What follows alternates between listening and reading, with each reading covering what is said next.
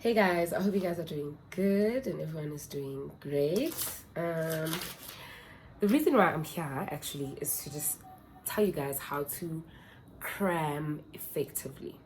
I know cramming is not a good thing, but people are different. People are different. So if you are someone who believes that you need to study for 10 days before or 5 days before a test, then watch the video, get a few tips. But if you're someone who crams, I can show you how to cram effectively. My name is Missloana. I am a postgraduate student at the University of the Witwatersrand. I would say I am pretty smart, or I know how to pass. That's the word. I know how to pass. I've been in Golden Key twice out of the 3 years of my undergrad.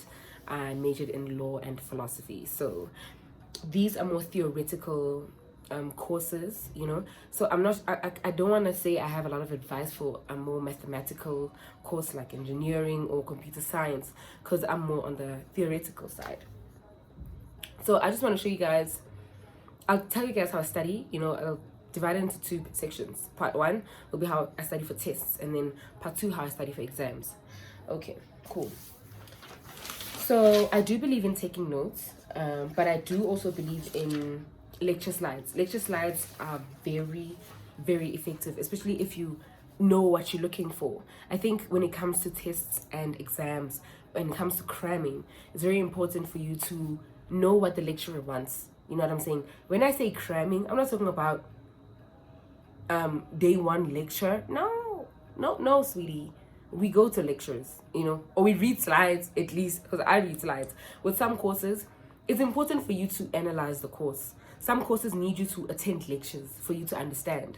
And some courses need you to read the lecture slides and you'll be fine, So for the courses that do need me to attend lectures, like there's a course I'm doing, law of contract.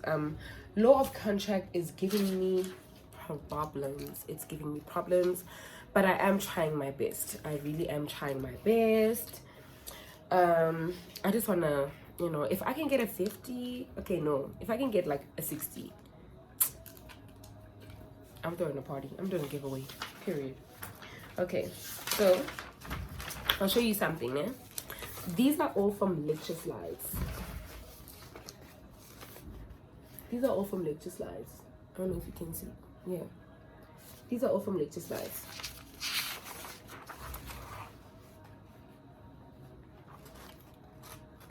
Yeah. So lecture slides can be effective, especially if you are studying under pressure, like for cramming. If you go, I think for cramming, it's very important for you to give yourself at least 12 hours. For me, I can, if something is really, really easy, I can do it in 5 hours. Because at the time, you're focusing 100%. When you're cramming, you ain't got time. When you're cramming, you ain't got time. You ain't got time to be texting, to be on Instagram. You don't have the time. You didn't study. Okay, whether you don't want to study. So, ciao course, Cool. So, I crammed. Okay, I'll give you a scenario for this particular course, which is law succession. As you can see, I don't know if you can see on the highlights, it's written rule 5 and it's written rule 6. You see, it's very important for me to know, and for you alike, to know what the lecturer is really looking for, And then I also did a lot of past papers, Okay, this was the planning for the test. And I said, this is law of succession. So it's just like, this is the deceased and how we're going to divide his estates and stuff like that. Né? Cool. For this test, I got 80%. And I truly feel like I studied for like 5 hours, But I'm talking about focused studying, not texting a young snack, a young link. No, proper studying. So that was for a test, right? Or if it's, let me show you guys something. Show you guys something on my laptop. I don't know if you can see on my laptop. My laptop has problems, guys. Okay. These are all like lecture slides and stuff like that.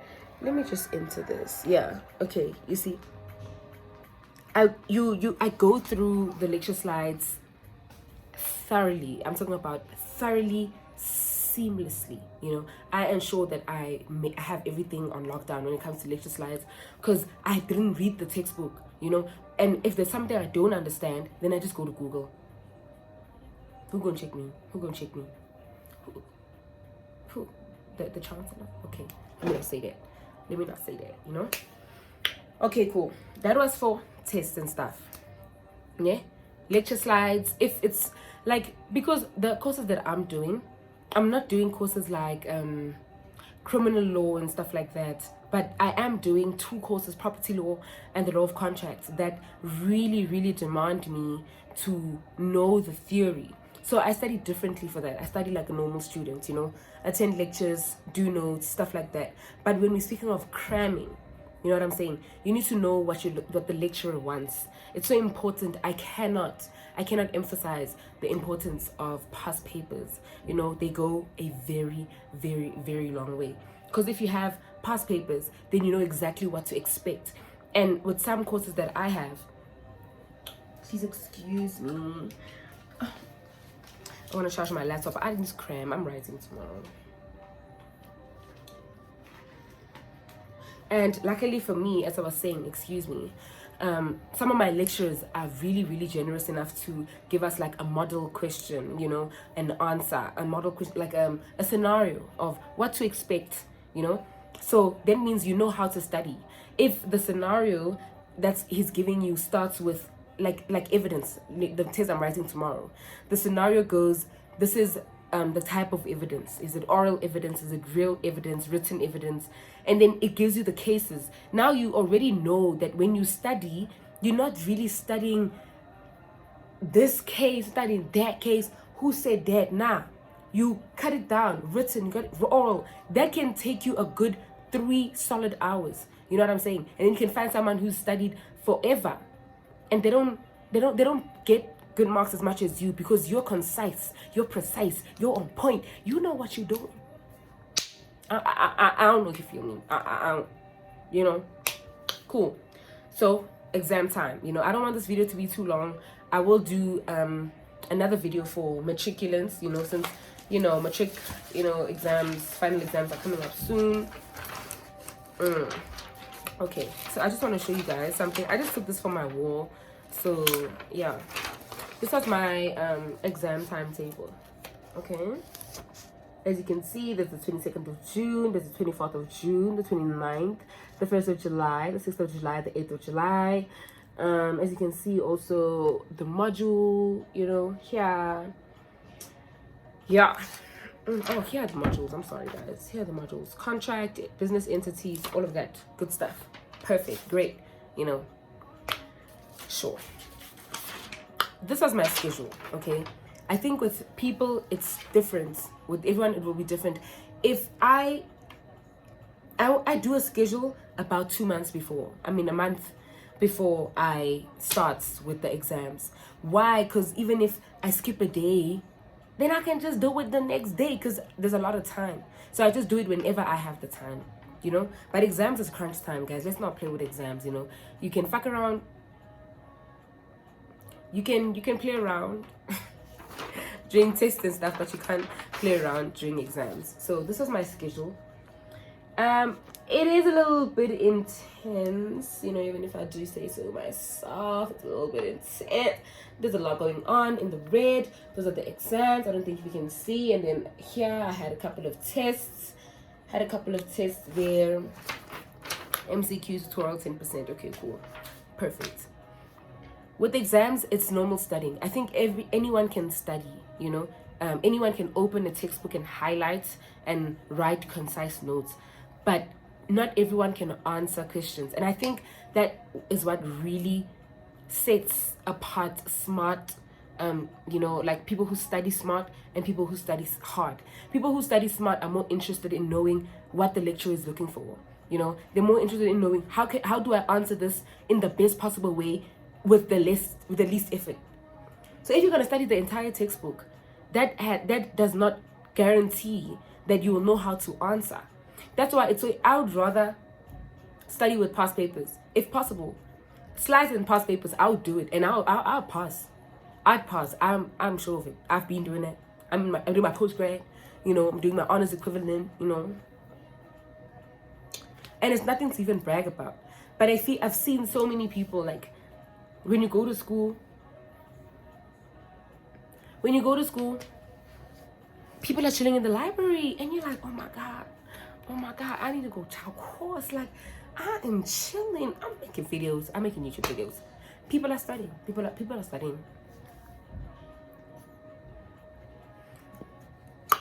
But I think that's the biggest tip that you can take from this video, that no matter how much you can study for something, doesn't always mean you understand it enough to answer the question.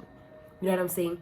There are people who will like, as I said, like, you go to the library. You know, we have big libraries at my university, and during exam you'll find people just chowing course, and you're like, oh my god, you know, like, oh my god, oh wow, what am I doing with my life? You know? And yes, some of them, of course, are A students, and I mean, it's not easy to get to that, so obviously majority are good students. But I'm talking about myself and what I've experienced. You know, I remember last semester, I forgot that I had an exam. This exam, civil procedure, on the 6th. So they said we'd be writing it on a Tuesday, but we were writing it on the Monday. So I hadn't touched anything. So I had to study from scratch. And I'm talking about, I found out at night. I didn't find out in the morning. I found out at night. Not even around this time. Right now it's 6 o'clock. I found out around like 11. So I had to read all of those slides. And there were so many slides. I read through all the slides. All the slides. In the morning, I was doing past papers. I was crunching on past papers. I was not playing. I think I wrote it, you know, midday, you know, in the afternoon. And when the marks came back, like, I got 80% for the entire course. And it's like, you need to understand, you know, what the lecturer wants. You need to be able to answer a question like you know what you're talking about. You need to be confident. You need to say, this one murdered this one. It's attempted murder. I said, does that make sense? Murder, attempted murder? No. But because you're confident, you know, when your writing is confident, it's this case. You know, this case says this, so yeah, I believe that because this guy did this. You know, you have to be convincing as a lawyer. That's why they always tell you, judges will tell you, like, it's not even about who's right or who's wrong. It's about who can, you know, produce the best arguments. You know, and anyway, that's just from a legal, you know, perspective. I don't have too much advice for people doing engineering or doing biology and medicine or even mathematics. They're just general study tips, you know, general study tips that you can just pick out whatever you want to pick out and whatever's going to work for you.